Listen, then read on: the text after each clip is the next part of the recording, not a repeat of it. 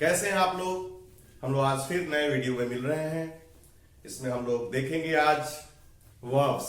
आज का टॉपिक होगा हमारा वर्ब्स, जिसमें हम लोग वर्ब्स में देखेंगे वर्ब्स जो जनरली कैटेगरी के हिसाब से देखा जाए, इसको अगर टाइप्स में बांटा जाए तो वर्ब्स के मेनली दो पार्ट आते हैं।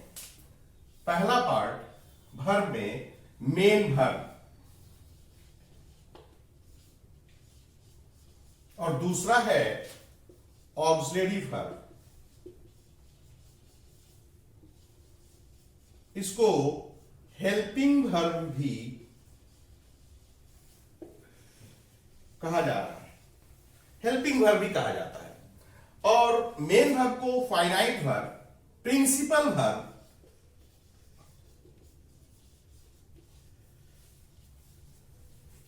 इसको प्रिंसिपल वर्ब भी कहा जाता है। और ऑक्सिलरी वर्ब, अब ऑक्सिलरी को भी दो भागों में बांटा गया है। तो आज का हम लोग का जो टॉपिक होगा ऑक्सिलरी वर्ब्स। इसमें बहुत स्टूडेंट्स का कंफ्यूजन इसमें बहुत सारा है कि ऑक्सिलरी में फिर कैसे डिवीजन है। तो बिल्कुल है, ऑक्सिलरी में देखेंगे एक तो प्राइमरी ऑक्सिलरी है, प्राइमरी,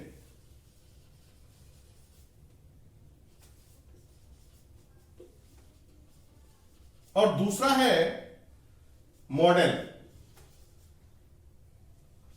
मॉडल ऑक्सिलरी।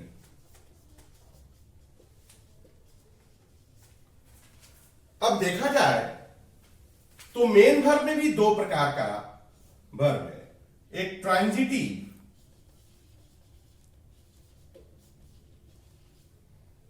एक इंट्रांजिटिव। अब हम लोग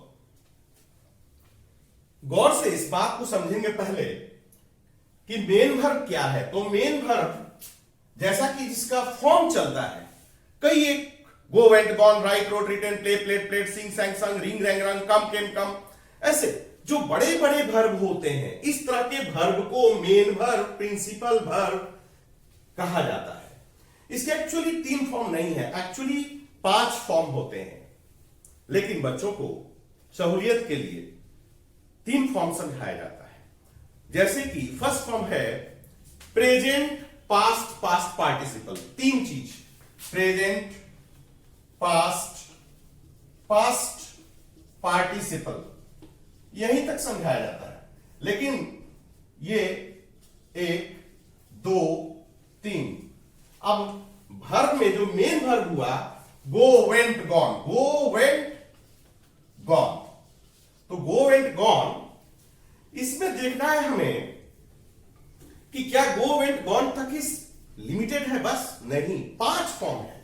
गो वेंट गॉन, गोइंग और गोज, ये भी है वर्ब का 4th फॉर्म। इसको सिर्फ पार्टिसिपल यानी प्रेजेंट पार्टिसिपल कहा जाता है। गोइंग और गोज ये singular form of the verb, singular, ES लगाकर वर्ब सिंगुलर बनता है। नाउन में एस लगाने से वो ज्यादा होता है, जबकि वर्ब में एस लगाने से वर्ब सिंगुलर हो जाता है। एस लगा करके भी कोई चीज सिंगुलर होता है तो वो है वर्ब। ये 5th फॉर्म है।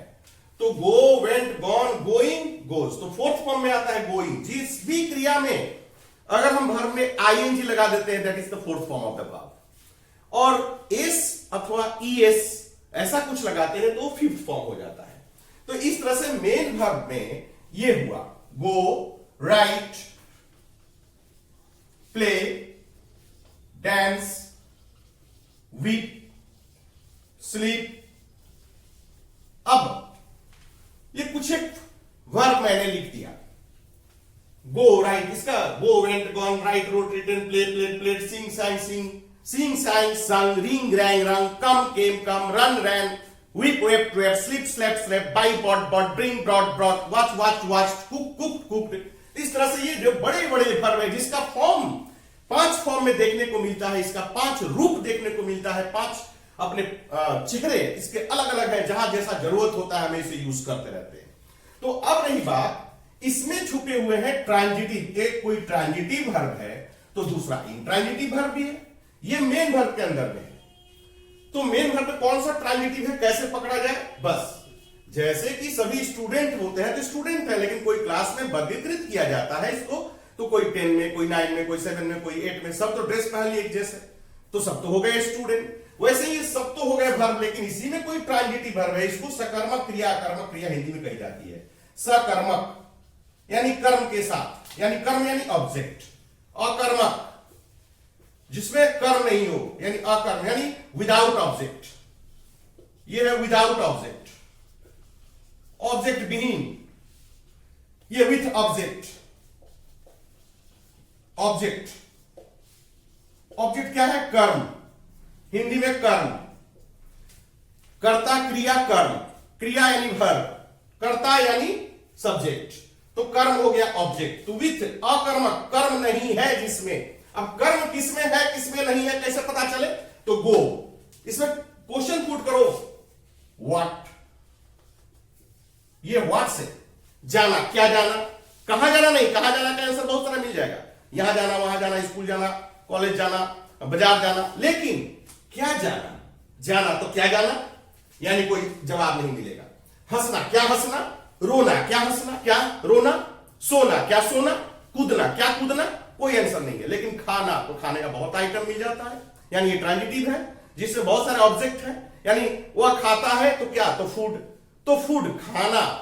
वह पढ़ता है क्या? किताब, तो किताब मिल गया ऑब्जेक्ट। यानी जिस क्रिया के अंदर कोई ऑब्जेक्ट दिखाई पड़े तो दैट इज ट्रांजिटिव वर्ब, और जिस क्रिया में ऑब्जेक्ट ही ना हो, ऑब्जेक्ट विहीन हो, देख लो चेक करके उसको। पढ़ना, क्या पढ़ना? किताब पढ़ना, तो किताब का ऑब्जेक्ट मिल गया। यानी रीड, रीड जो है ट्रांजिटिव वर्ब है, ये रीड ट्रांजिटिव। स्लीप, सोना, क्या सोना? पता नहीं क्या सोना, इसको कुछ नहीं, ये इंट्रांजिटिव। ये वीप, रोना, क्या रोना? पता नहीं। डांस, नाचना, पता नहीं क्या नाचना। प्ले, खेलना, क्या खेलना? फुटबॉल, क्रिकेट, कबड्डी, लूडो, कुछ भी है तो ये खेलना, यानी ट्रांजिटिव। राइट, लिखना, क्या लिखना? पता नहीं, ऐसा है क्या? नहीं। लेटर लिखना, यानी लेटर लिखना, पोएम लिखना, प्रोजेक्ट लिखना, बहुत सारा चीज लिखने को है, that is right is a transitive verb, but sleep, weep, cry, this type of verbs are called intransitive, यानी अकर्मक क्रिया जिसमें ऑब्जेक्ट नहीं है, विदाउट ऑब्जेक्ट। तो यहां क्लियर हो गया कि मेन वर्ब के अंदर में बहुत सारे वर्ब एक साथ बैठे हुए हैं, जिसको कि उनका भी रूप चलता है। Go, went, gone, write, wrote, written, तो सब रूप चल रहा है, इसका फॉर्म है, सबका है। लेकिन ये इंट्रांजिटिव है, इंट्रांजिटिव का भी फॉर्म चलता है, ये 5 फॉर्म होता है। Laugh, laugh, laugh, laughing, laughs, तो 5 फॉर्म तो हो गए। लेकिन ये इंट्रांजिटिव वर्ब है। क्राई इंट्रांजिटिव वर्ब है, cry, cried, cried, crying, cries, तो 5 फॉर्म तो दिख रहे हैं, लेकिन ये इंट्रांजिटिव वर्ब है, कोई ट्रांजिटिव है, कोई इंट्रांजिटिव है। तो ये हो गया मेन वर्ब की बात। अब आते हैं हम लोग ऑक्सिलरी में। ऑक्सिलरी में भी 2 प्रकार के वर्ब दिखाई पड़ रहे हैं, एक प्राइमरी ऑक्सिलरी और एक मॉडल ऑक्सिलरी। तो प्राइमरी में क्या है? तो प्राइमरी में 3 प्रकार के, प्राइमरी में भी 3 प्रकार के ऑक्सिलरी छुपे हुए हैं। पहले तो to be verb, to be, ये तो इधर हो गया। To be family, to be family, to have family और टू डू फैमिली, ये फैमिली है भाई, इसको समझेंगे ध्यान से। आज का टॉपिक एक्चुअली हमारा ऑक्सिलरी ही है, क्योंकि इस पर हमारा बहुत सारा अभी जो वीडियो हम लाने वाले हैं, मॉडल ऑक्सिलरी को कैसे यूज करते हैं, ये बहुत ही कंफ्यूजिंग है। कैन कहां यूज होगा, कुड कहां यूज होगा, मे कहां यूज होगा, क्योंकि ऐसे पूछा जाए तो ऑक्सिलरी वर्ब क्या है? Is, am, are, was, were, has, have, had, will, shall, can, could, would, should, could, may, might, do, does, did, need, ought, dare, ये सब आ जाता है। तो इसमें हमको देखना है कि इतने सारे ऑक्सिलरी वर्ब हैं, लेकिन इसमें कैसे डिवाइड किया गया है, किससे वर्गीकृत किया गया है, कैसे इसका डिवीजन है। तो पहले प्राइमरी ऑक्सिलरी को हम लोग समझे कि टू बी में कौन है। तो टू बी में देखते हैं, तो is, am, are, was, where। To have में कौन आता है? तो हैव में हैव, हैड, हैज और हैविंग भी है। ये है इसके, और ये हो गए is, am, are, was, where ये टू बी में है, टू बी वर्ब। बी भरने को आता है, एग्जाम में क्या रहता है, फिल इन द ब्लैंक्स, और वर्ब में ब्रैकेट में दिया था बी वर्ब। अब बच्चे समझते नहीं है बी क्या है भाई, कभी वहां पर कुछ भर देते हैं, कभी कुछ भर देते हैं, लेकिन नहीं, बी वर्ब में is, am, are, was, were, और इसमें बीन भी है। एक और चीज, बीन और बीइंग, ये है इसमें, इतने सारे वर्ब है, यानी is, am, are, was, were, been, being, being भी इसमें है।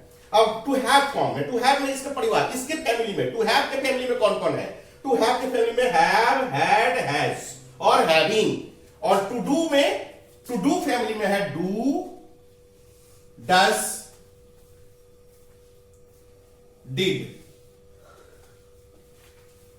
ये भी ऑक्सिलरी का काम करता है। हालांकि आप सभी जानते हैं कि डू एक मेन वर्ब फैमिली से रिलेशन रखता है, do, did, done, doing, does, यानी 5 इसका फॉर्म भी है, और ये मेन वर्ब का ही एक सदस्य है।